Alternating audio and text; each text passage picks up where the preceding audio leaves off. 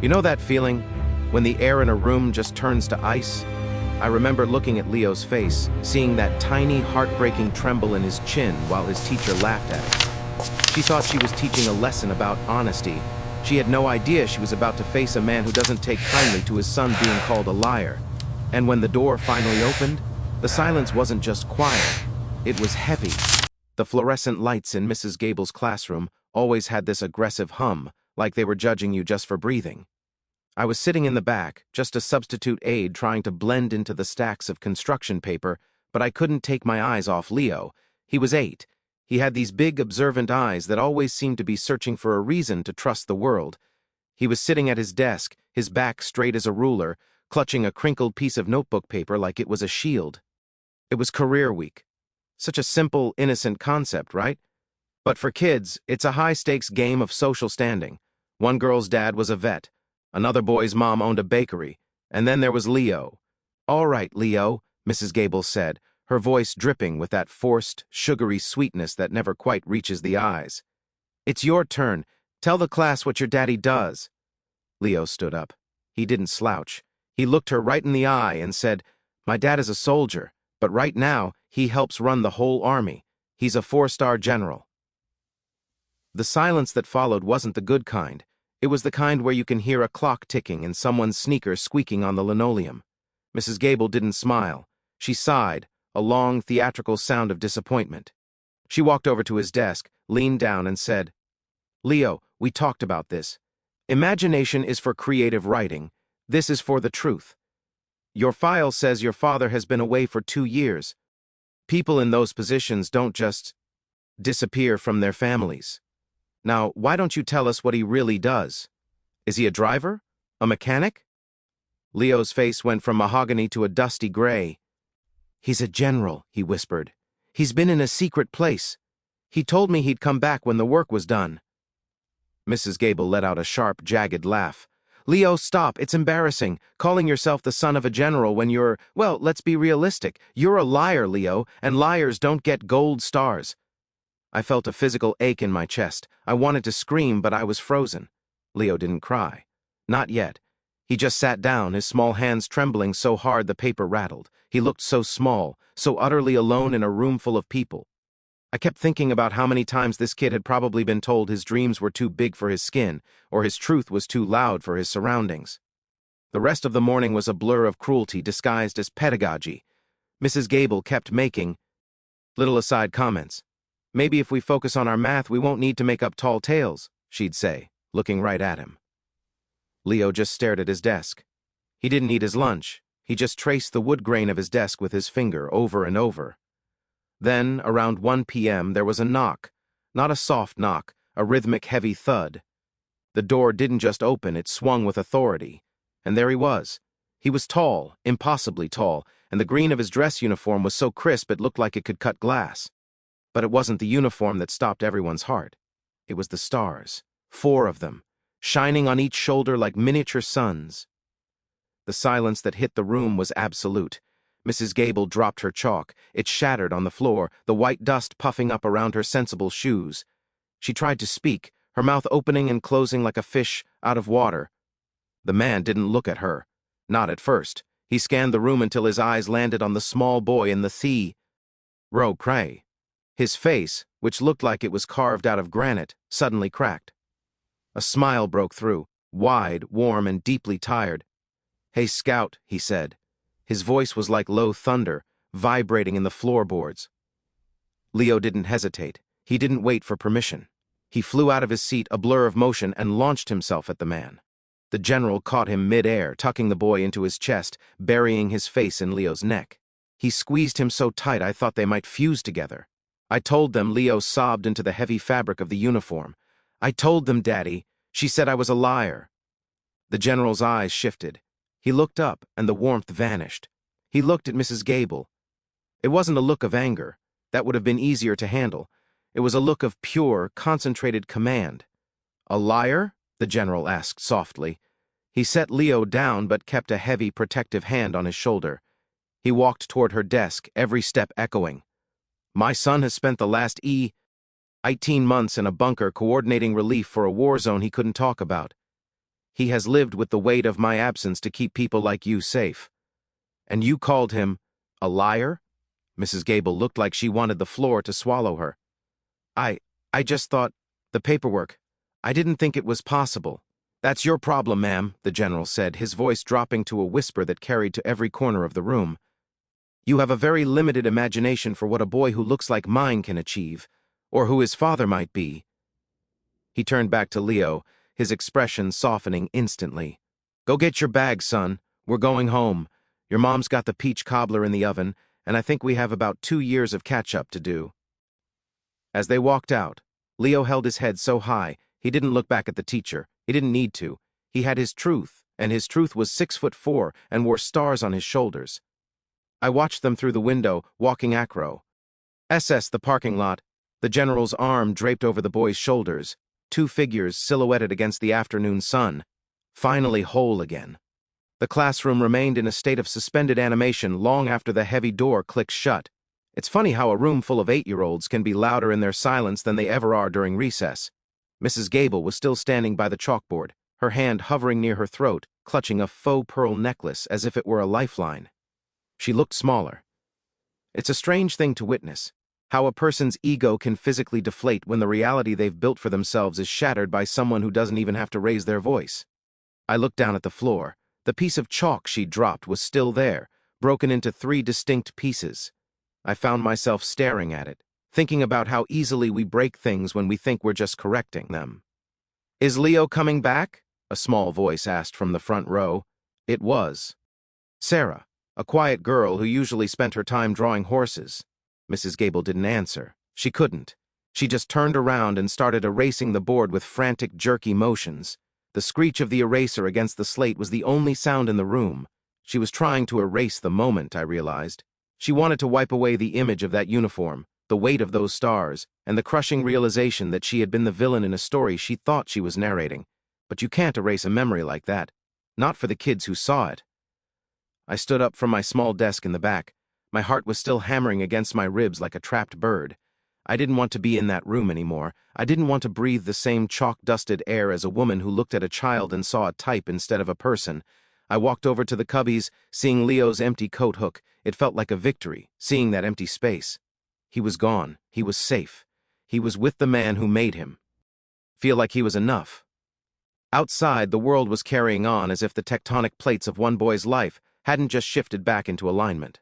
The sun was hitting the pavement of the school parking lot, creating those shimmering heat waves that make everything look like a dream. I caught a glimpse of the black SUV as it pulled away from the curb. It wasn't a flashy car, but it moved with a certain deliberate pace. I imagined them inside. I imagined the silence in that car being the exact opposite of the silence in the classroom. In the car, the silence would be thick with the things they didn't have to say, the smell of the general's starch and aftershave mixing with the scent of Leo's laundry detergent, the feeling of a hand resting on a knee. Leo probably felt like he was floating. When you're a kid and the person you worship is gone for a long time, you start to wonder if they were ever real. You look at the photos on the mantle and they start to look like strangers. You tell people about them. And when people don't believe you, you start to doubt your own heart. But then, he'd felt those arms. He'd felt the rough fabric of the uniform against his cheek. He knew now. His father wasn't a ghost. He was a mountain. Back in the classroom, the tension finally snapped. The kids started whispering. Did you see his shoulders? He looked like a superhero. Mrs. Gable got in trouble. That last one hung in the air. Mrs. Gable stopped erasing. Her shoulders were hunched, her head bowed. She finally spoke, but her voice was thin, like paper. Open your workbooks to page 42. We have a lot of catching up to do. But no one moved. They were all looking at the door, waiting for something else to happen, waiting for the world to make sense again. I realized then that I couldn't stay. I was just a substitute, a temporary fixture in a permanent system, but I didn't want to be part of a system that required a 4-star general to show up just to get a chill. A modicum of respect. I walked out of the room quietly. I didn't say goodbye. I walked down the hallway, past the colorful finger paintings and the posters about kindness and the golden rule that felt so hypocritical now. I reached the main office just as the principal was coming out of her room, looking confused. Did I just see General Vance in the hallway? She asked, her glasses hanging from a chain around her neck. Why wasn't I notified he was coming? I looked at her, really looked at her, and I felt a strange sense of clarity. He wasn't here for a meeting, I said, my voice steadier than I expected. He was here for his son. And I think you should probably check on Mrs. Gable. She just learned a very expensive lesson in humility. The principal blinked, her mouth forming a small O. I didn't wait for her to respond. I pushed through the heavy glass doors and stepped out into the afternoon. The air was fresh. It smelled like rain was coming, that sharp ozone scent that clears out the stagnant heat. I thought about Leo sitting at home now. I thought about the peach cobbler his dad mentioned. I thought about the way the general had looked at him, not as a soldier looks at a subordinate, and not even as a hero looks at a fan. He looked at him with the kind of desperate protective love that only comes from knowing exactly what it's like to almost lose everything. I got into my car and sat there for a minute, my hands on the steering wheel. I wasn't Leo's mother, and I wasn't his friend, but I felt a strange sense of peace. The world is a hard place. It's a place that tries to grind the magic out of you before you're even old enough to spell the word. It's a place where people in authority often use that authority to dim the lights of those beneath them. But not today. Today, the light won. Today, a little boy who was called a liar got to walk out of a cage of someone else's making and step into the sunlight with a giant. I started the engine, a semi, finally tugging at the corners of my mouth. I wondered if the general knew that by saving his son's dignity, he'd somehow managed to save a little bit of mine, too. The drive home was the quietest 20 minutes of Leo's life, but it wasn't the heavy, suffocating silence of the classroom. It was a silence that felt like a warm blanket. He sat in the passenger seat of the massive SUV, his legs dangling, kicking rhythmically against the leather. Every few seconds, he'd steal a glance to his left. He had to make sure the man was still there. He had to make sure the crisp green sleeve and the steady hand on the steering wheel wouldn't just vanish into a cloud of smoke. The general, Marcus, to the world but just Dad in this small sacred space, kept his eyes on the road, but he knew. He felt every single glance. He reached over, his large hand completely covering Leo's small knee, and gave it a firm, grounding squeeze. "I'm here, Scout," he said. The voice was lower now, stripped of command presence he'd used back at the school. It was just a father's voice, thick with a gravelly sort of tenderness. "I'm not going anywhere for a long, long time." Leo nodded, his throat tight. I thought maybe the secret place swallowed you up. That's what Joey said at recess. He said people who go where you go don't come back the same." Marcus tightened his grip on the wheel, his knuckles turning white for a split second. He thought of the windowless rooms, the maps, the endless cups of bitter coffee, and the weight of decisions that cost lives. He thought of how hard he'd fought to keep his soul intact just so he could come back to this very seat. "Joey doesn't know what he's talking about," Marcus said gently. "I'm exactly the same. Just a little hungrier for your mom's cooking." They pulled into the driveway of a modest brick house at the end of a cul-de-sac. It wasn't a general's mansion, it was a home. There was a lopsided basketball hoop in the driveway and a bed of hydrangeas that had seen better days. The front door flew open before the engine had even fully cut out. Maya was standing there. She wasn't wearing anything fancy, just an old sweatshirt and leggings, but to Marcus, she looked like the first breath of air after being underwater. She didn't move at first. She just leaned against the doorframe, her eyes filling with tears as she watched her two boys get out of the car. Leo ran to her first, but he didn't stop at her skirts. He spun around, pointing at his dad with a look of pure, unadulterated pride. "Mom, he came to the school. He told Mrs. Gable, he told her I wasn't a liar." Maya's eyes met Marcus's over the top of their son's head. She saw the shadow in his expression, the lingering anger at how her son had been treated, and the exhaustion of a 1,000-mile journey. She walked down the steps, her pace quickening until she was in his arms.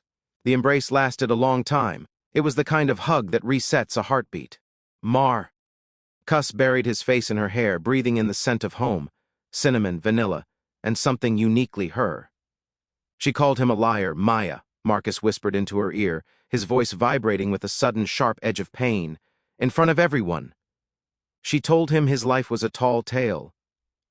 Maya pulled back just enough to look at him, her thumbs wiping away a stray tear from his cheek.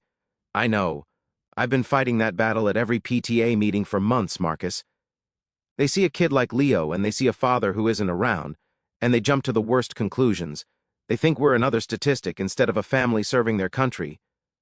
Marcus looked toward the house, where Leo was already at the door, hovering impatiently.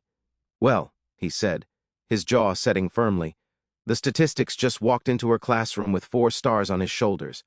I don't think she'll be making that mistake again. They went inside, and the house felt different. It felt anchored, the smell of tea. A peach cobbler was everywhere, warm, sugary, and heavy, with the promise of a long evening. They sat at the kitchen table, not the formal dining room, just the small wooden table with the scratches from Leo's toy cars. Leo talked a mile a minute. It was like a dam had broken. He told his dad about the math test he'd aced, about the dog next door that barked at the moon, and about how he'd practiced his salute in the mirror every single night. Marcus listened to every word. He didn't check his phone. He didn't look at a watch. He sat there, a literal titan of the military, nodding seriously as his son explained the intricacies of third-grade kickball. But as the sun began to dip below the horizon, casting long orange shadows across the kitchen floor, the conversation slowed. "Dad?" Leo asked, picking at a piece of crust on his plate. "Yeah, Scout. Why didn't she believe me? I showed her the picture of us at the change of command ceremony. I showed her your coin. She said anyone could buy a coin at a gift shop." Marcus felt a coldness settle in his stomach. He reached out and tilted Leo's chin up so their eyes met. "Sometimes, Leo, people have a hard time seeing greatness when it's standing right in front of them, especially when that greatness doesn't look like what they expected. Mrs. Gable has a small map of the world in her head. And you're way too big for her map." Leo looked at him, his brow furrowed. "Is that why you wore the uniform to school? Mom said you were going to change into your jeans first." Marcus smiled, a slow, knowing grin. "I was, but then I thought about you, and I thought about how you've been standing tall for 2 years without me. I figured it was time I stood tall for you, too." I wanted her to see exactly who she was dealing with. The room grew quiet again, but it was a peaceful quiet, the kind where you can hear the house settling and the crickets starting their song outside. For the first time in 2 years, a vacuum in the house was filled. The hole in the center of their lives had been mended, not with words or promises, but with the physical, undeniable presence of a father who had come home. Marcus looked at Maya, then back at Leo. He realized then that all the medals in the world, all the stars on his shoulders, and all the power he wielded meant nothing compared to the look in his son's eyes at that table. He wasn't a general right then. He was just a man who had finally found his way back to the only place that mattered.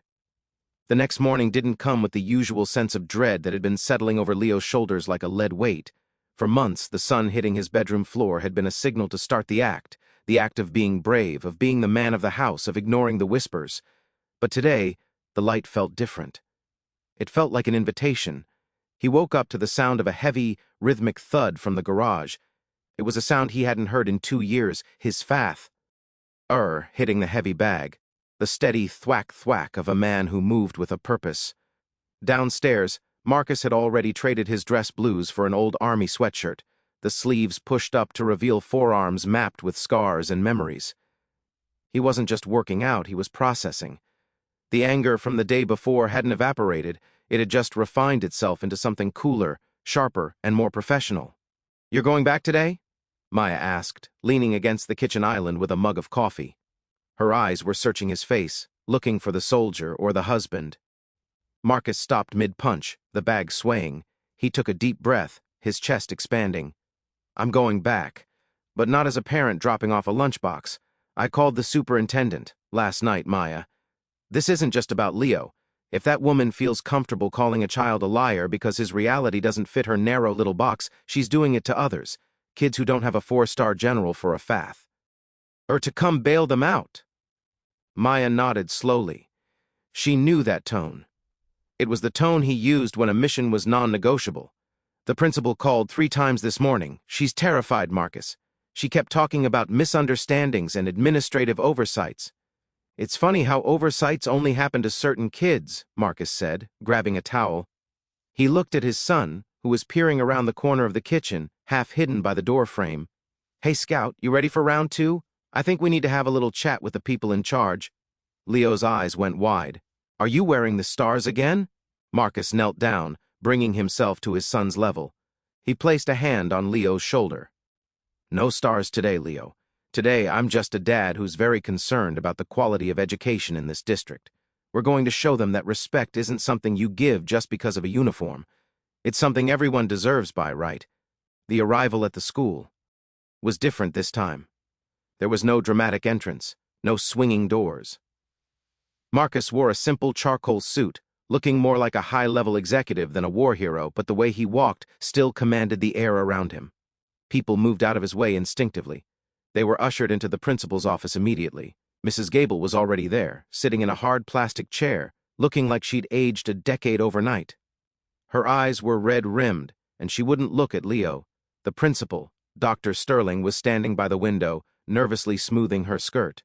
"General Vance, please, have a seat," Dr. Sterling said, her voice wavering. "We are so deeply sorry for the confusion yesterday. Mrs. Gable was under a lot of stress and—" Marcus didn't sit. He stood behind Leo's chair, his hands resting on the boy's shoulders like twin anchors. "Let's skip the preamble, Doctor.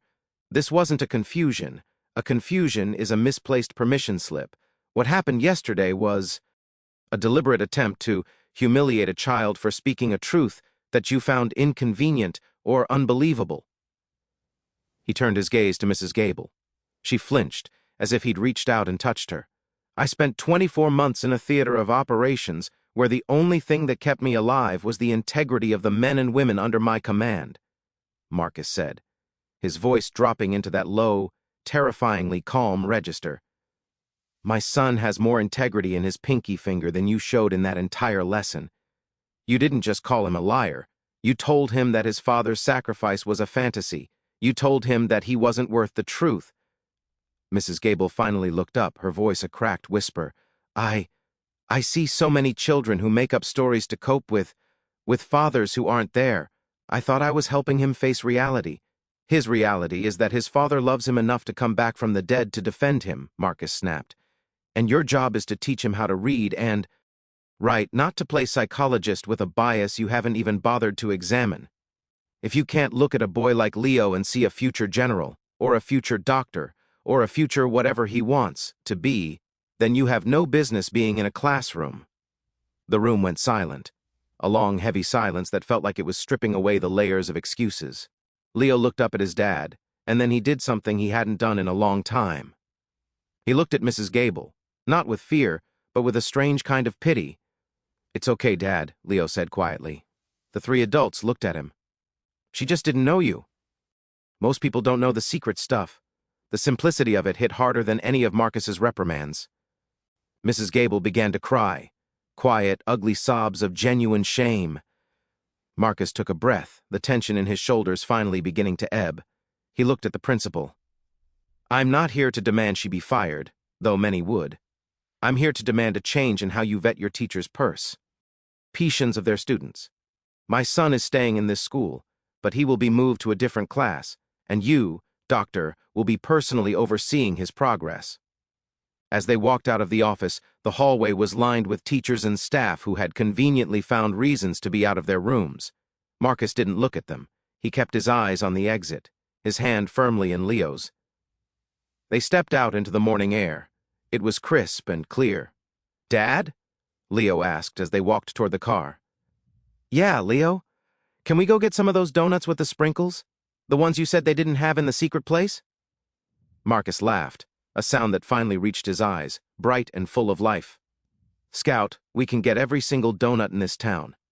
And then, we're going to the park. I think I owe you a very long game of catch." They drove away, leaving the school behind.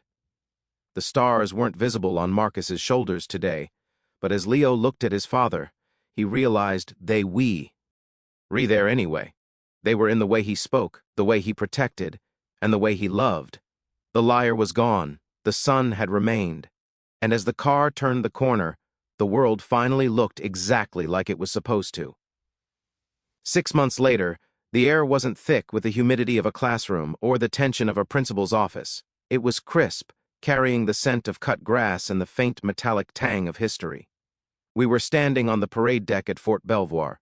The sun was high, glinting off the brass of the band's instruments, and the polished shoes of the rows upon rows of soldiers standing in perfect silent formation. Leo was dressed in a miniature suit, his tie slightly crooked, a detail Marcus had noticed but left alone, because perfection is for the birds, scout, but character is for keeps. This wasn't just another ceremony, it was a retirement and a transition, a moment where the man with the 4 stars was finally hanging up the heavy coat of command. But as the BR played and the colors were presented, Marcus wasn't looking at the dignitaries or the cameras. He was looking at the front row. I was there too, invited by Maya as a friend of the family. I'd left that school shortly after Leo did, finding a job at a library where the only thing people were allowed to judge were the books on the shelves. Watching them now, I felt like I was witnessing the end of a long, arduous trek up a mountain. The speaker, a high-ranking official from the Pentagon, stood at the podium. "General Marcus Vance has served with distinction in shadows we will never fully see," the official said, his voice echoing across the field. But perhaps his greatest act of leadership wasn't on a battlefield. It was in his unwavering commitment to the truth, both the truth of our nation and the truth of those he loves. When it was Marcus's turn to speak, he didn't head straight for the microphone. He stepped down from the dais. The crowd went silent, a collective indrawing of breath. He walked over to Leo, reached into his pocket, and pulled out a small velvet box. He didn't say a word to the crowd. He knelt on one knee in front of his son, right there on the grass, in front of the whole world. "Leo," Marcus said, his voice carrying through the lapel mic he was wearing, sounding more like a prayer than a speech. "For 2 years you carried a secret. You kept the faith when people told you it was a lie.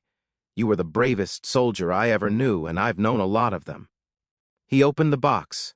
Inside wasn't a Medal of Valor or a ribbon. It was one of the silver stars from his own shoulder, the very stars that had silenced a classroom 6 months ago. "I'm retiring these today," Marcus whispered, "but I want you to have this one, to remind you that no matter what anyone says, your voice matters. Our story is real. And nobody, not a teacher, not a bully, not a king, gets to tell you who you are." He pinned the star to Leo's lapel. The boy's face was a map of pure, unshielded emotion. He didn't look at the star, he looked at his father's eyes. He saw the pride, the regret for the lost time, and the fierce, protective love that had brought a general to his knees in the dirt. Leo leaned in and whispered something only Marcus could hear. Marcus closed his eyes, a single tear tracing a path through the lines of his face, and then he stood up, saluting his son. Leo, with his back straight and his chin trembling just a little, snapped a perfect salute back. The applause that followed wasn't the polite clapping of a military function, it was a roar. It was the sound of 1,000 people acknowledging that while stars are earned on the field, the heart is defended at home. Later that evening, at the house, the uniform was finally put away. It sat on a hanger in the back of the closet, a relic of a different life. Marcus was in the backyard, wearing a faded t-shirt and charcoal-stained an apron, flipping burgers while Maya laughed at a story he was telling. Leo was sitting on the porch steps, the silver star pinned to his pajamas. He was looking at a book, but every now and then he'd look up at his dad. I sat down next to him for a moment, the evening air cooling our skin. "Big day, Leo," I said softly. He looked at the star, then at the man by the grill. "Mrs. Gable said my life was a story," Leo said, his voice thoughtful and wise beyond his years. "I guess she was right, she just didn't realize it was a good one." He stood up, tucked his book under his arm, and ran toward the grass where his father was waiting. Marcus caught him in a one-armed hug, never letting go of the spatula, and for the first time, the silence wasn't a weapon or a shield. It was just peace. The liar was a hero, the hero was a father, and the story was finally, beautifully, true.